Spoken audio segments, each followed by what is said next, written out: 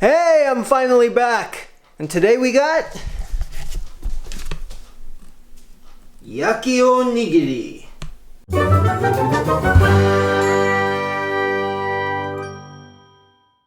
Hey everybody, what's going on? My name is Tim. I am the Dizzy Daddy, and it has been a long time here on the food side of things.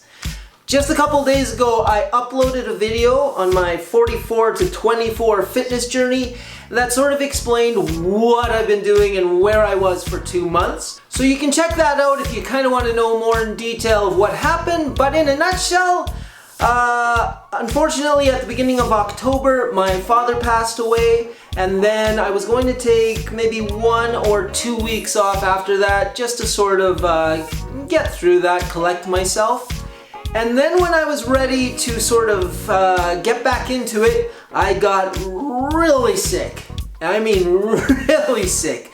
I hadn't been that sick since grade 5 when I had pneumonia for 5 weeks. But for 3 weeks I was pretty much out of commission, and then even the couple weeks after that I kind of had to recover. So that's where I was at. But I'm back now. I'm doing much better. I'm a lot skinnier because I lost a ton of weight while I was sick. So that's kind of messed up my fitness journey a bit. But hey, that's fine. Setbacks are there so that we can push through them and learn more about ourselves.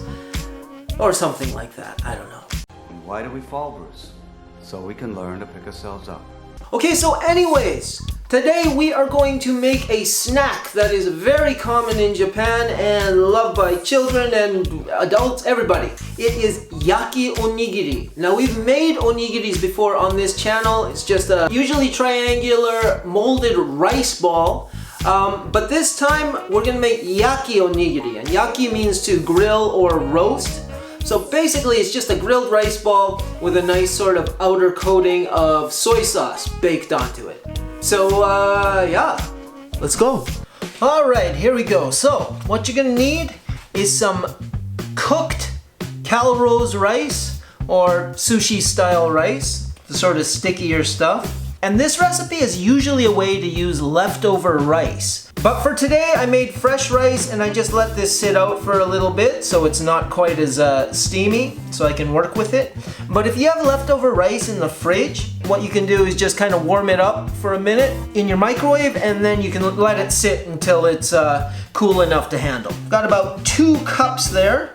Got a bowl of warmish water here, just enough to moisten my hands so the rice doesn't stick, but not too wet because otherwise it'll fall apart on you. So I'm gonna grab about half of it, about a cup here, and then we're just gonna mold it. So working it like this and turning it around too so that it's even, and then just kind of making the corners with your hands like so, and you should get something that looks like that. Just gonna give my hands a little clean here. And if this was a normal onigiri, we're pretty much done. With a normal onigiri, we usually put something in the middle, like pickled plum or salmon or something like that. But with this, it's just solid rice. And we also don't salt the outside. We usually do a little sprinkling of salt just for a little extra flavor on the outside of a normal onigiri. But this one, we're gonna keep it plain because we're going to baste it with soy sauce and let that bake onto it. But what you do wanna do is make it a little firmer than a normal one. So a normal onigiri, you wouldn't pack it quite as tight. But with these ones, you kind of have to pack them tight, because if you don't, then while it bakes or grills, traditionally you grill these things, but I like to make them in the toaster oven. It's just easier that way. They'll fall apart if they're not completely packed. So there's one. I'm gonna put it on my baking tray here with a bit of parchment paper so that it comes up easy. And then I'm just gonna mold the other one here. And there we go. Takes a little bit of practice, but once you get it, you got it.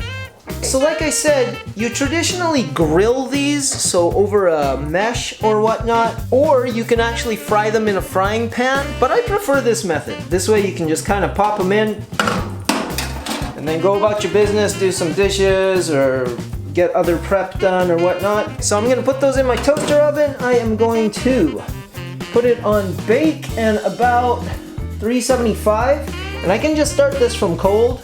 So I'm gonna go about 10 minutes. Now, if it's preheated, if you've preheated it, just knock off a couple minutes, of course. Okay, we're gonna leave it in there until a nice crust forms on the outside, and then we're going to baste it. Okay, take that out, put it on our trivet here, and just check for a nice crust. Yes, we have one. If you don't have a bit of a crust on it yet, then pop it back in there, because if you don't have a good crust on there, when you start putting the soy sauce on, it'll just fall apart on you, and you don't want that. Okay, so I've got about a tablespoon of Japanese soy sauce here, and I'm just going to liberally baste these things. Just let the soy sauce kind of sit on top and soak into the rice. And I'll do these all over, then I'll flip them over and make sure I get the other side.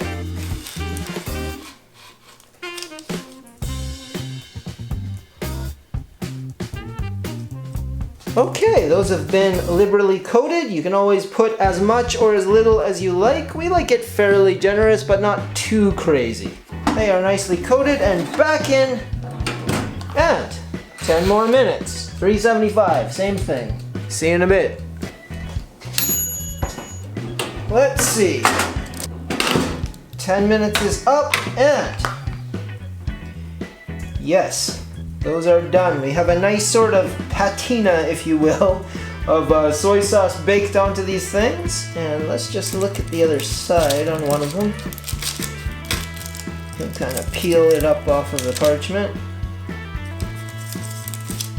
Yeah, nice. Okay, let's plate them up. Oh, there we go. Let there be light. Okay, sorry. I'm a bit out of practice. Okay, so we got some light, and we got, this is a pickled daikon radish. In Japanese we call it takuan, and in Korean I believe they call it tanmuji. Forgive me if I'm getting the pronunciation wrong. So takuan in Japanese and tanmuji, or damuji, one of those, in Korean. And both cultures like to eat it as sort of a side, a palate cleanser, a pickle. So we'll just put that in there. And then also pickled plum, or umeboshi on there. And then those will just sort of help brighten up the palate, because the soy sauce is just sort of a one-note kind of salty flavor. So sometimes you need a little bit of brightness. Okay, let's give that a try. Now I've probably eaten about, I don't know, 1,000 of these things over my lifetime. They were a favorite snack of mine as a kid, and now they are a favorite snack of my kids. So, let's try this out. Nice and steamy on the inside there still. You can see a bit of the soy sauce has infiltrated it, but not too much. So it's more of a soy saucy crust. Okay.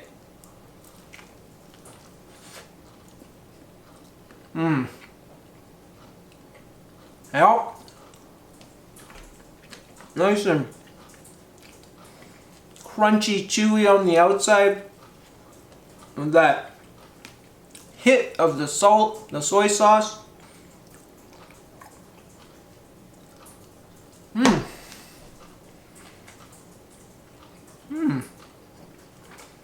I wasn't even that hungry before I started eating this thing, but now I think I might just eat the whole thing. Maybe the other one too.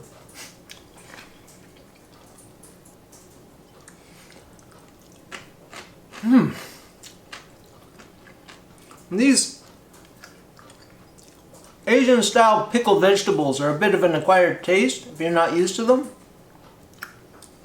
but they're really nice. And of course some green tea goes well in my Marvel cup, of course.